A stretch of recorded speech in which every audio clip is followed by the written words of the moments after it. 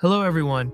Have you ever wondered why that first bite of pizza tastes like heaven, but the 10th slice just feels meh? Today, we're diving into a super cool economic idea that explains exactly that, and so much more about how we make choices every single day.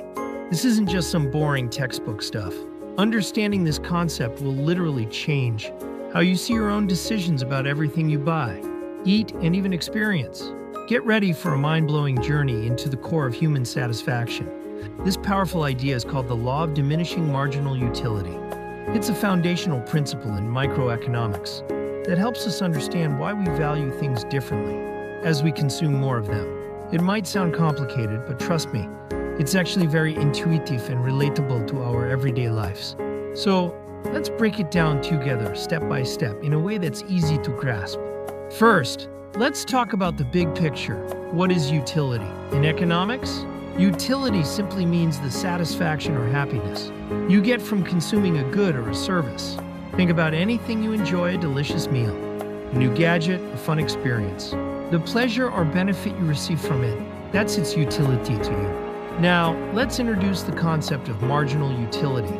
Marginal in economics usually means additional. So, marginal utility is the additional satisfaction you get from consuming one more unit of a good or service. Imagine you're extremely thirsty on a hot day. The first glass of cold water you drink provides an immense amount of satisfaction. That's a high marginal utility. But what about the second glass? Still good, but maybe not as incredibly satisfying as the first. The third glass, even less so. This brings us directly to the core of our topic. The law of diminishing marginal utility states that, as a person consumes more and more units of a product, while keeping the consumption of other products constant, the additional satisfaction or marginal utility that person gets from consuming each additional unit of that product will eventually decrease. In simpler terms, the more you have of something, the less pleasure you get from each extra bit of it. Let's go back to our thirsty person example. The first glass of water has huge marginal utility. It quenches your thirst significantly. The second glass still helps, but less dramatically. The third glass might be just okay, and by the fourth or fifth, you might even start to feel full or uncomfortable. At this point, the marginal utility could even become zero or negative, meaning you get no additional satisfaction, or even a negative feeling from consuming more. Another great example is food. When you're really hungry, that first slice of pizza is pure joy. It tastes amazing. The second slice is still very good, but perhaps not as mind-blowing as the first. By the third or fourth slice, you might start to feel full, and the taste sensation isn't as intense. If you were forced to eat a fifth slice, you might even feel a little sick. This perfectly illustrates how the additional satisfaction from each extra slice diminishes. Historically, this concept has been a cornerstone of economic thought, helping to explain consumer behavior. Economists realize that people don't just consume until they can't consume anymore. They consume based on the satisfaction they receive. The idea gained prominence in the 19th century, with economists like Carl Menger, William Stanley Jevons, and Leon Walras, who were part of what's known as the marginal revolution. They moved economic thinking from focusing on the total value of goods to the marginal value, which proved to be incredibly insightful. So why is this law so important? First, it's a key reason for the law of demand.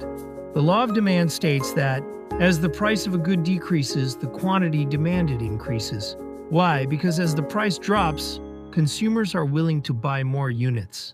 Even if the marginal utility of those extra units is lower, they are getting a better deal, and the satisfaction they get from each additional unit might still be worth the lower price. Second, it helps explain rational consumer choice. Consumers always try to maximize their total utility given their limited budget. They don't just spend all their money on one thing. Instead, they try to balance their consumption across different goods so that the last dollar spent on each good gives them roughly the same amount of additional satisfaction. This is sometimes called the law of equimarginal utility, which is an extension of our main topic. It means you wouldn't spend all your money on water if you're also hungry. You'd buy some water and some food, until the satisfaction per dollar spent on each is equal. Third, businesses use this concept, perhaps without even realizing its name, to make decisions about production, pricing, and marketing. For example, Why do many products come in different sizes or bundles?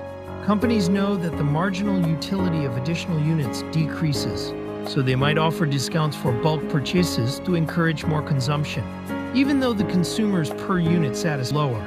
They also continuously innovate and release new versions of products to keep consumers interested and prevent satisfaction from diminishing too quickly. However, like most economic laws, there are some limitations to the law of diminishing marginal utility. For instance, if the units are extremely small, like individual grains of sand, the law might not be easily observable. Also, if the quality or type of the good changes with each unit, the law might not apply directly. And then there are exceptions, like addictive goods or collector's items.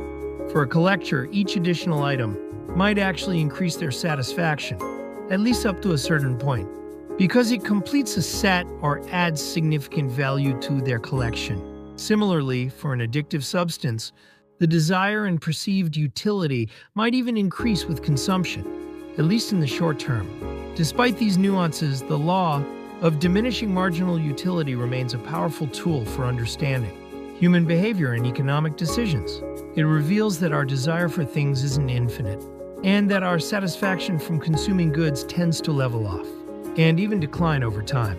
This insight is fundamental to understanding market dynamics, consumer spending habits, and even the psychology behind our wants and needs. So the next time you find yourself enjoying a delicious treat or buying a new gadget, take a moment to reflect. Are you still getting the same incredible satisfaction from the fifth unit as you did from the first? Probably not, and now you know why. It's all thanks to the fascinating law of diminishing marginal utility, a concept that truly helps us understand the world around us. Here are some important English vocabulary terms related to this topic, along with their Korean explanations. 유틸리티 효용 재화나 서비스를 소비함으로써 얻는 만족감. 마지널 유틸리티 한계 효용 재화나 서비스를 한 단위 더 소비했을 때 얻는 추가적인 만족감. 토탈 유틸리티 총 효용 특정 재화나 서비스의 총 소비량에서 얻는 전체 만족감. Law of Diminishing Marginal Utility 한계 효용 체감의 법칙. 재화나 서비스의 소비량이 증가함에 따라 추가적인 한 단위 소비로부터 얻는 효용이 점차 감소하는 현상. Consumption 소비, 재화나 서비스를 사용하는 행위. 굿 재화 인간의 욕구를 충족시키는 유형의 물품. 서비스 인간의 욕구를 충족시키는 무형의 행위나 활동. Satisfaction 만족 욕구가 충족되었을 때 느끼는 기분.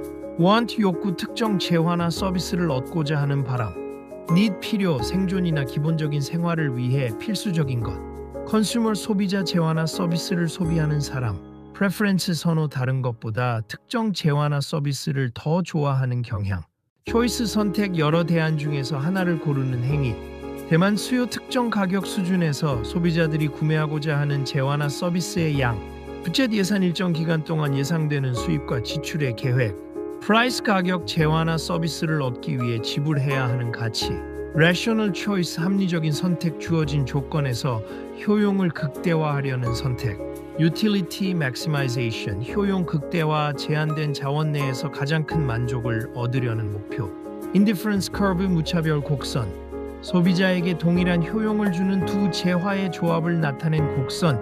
Marginal rate of substitution 한계 대체율 동일한 만족 수준을 유지하면서 한 재화를 다른 재화로 대체할 수 있는 비율. Consumer surplus 소비자 인겨 소비자가 재화에 대해 지불할 용의가 있는 최대 금액과 실제로 지불한 금액의 차이. Opportunity cost 기회비용 어떤 것을 선택함으로써 포기해야 하는 다른 것의 가치. Microeconomics 미시 경제학 개별 경제 주체들의 행동과 시장의 상호작용을 연구하는 학문.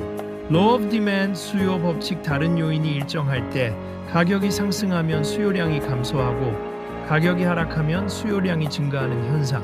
Law of Equimarginal Utility 한계 효용 균등의 법칙 소비자가 효용을 극대화하기 위해 각 재화의 마지막 한 단위에서 얻는 한계 효용과 가격의 비율을 동일하게 만드는 법칙.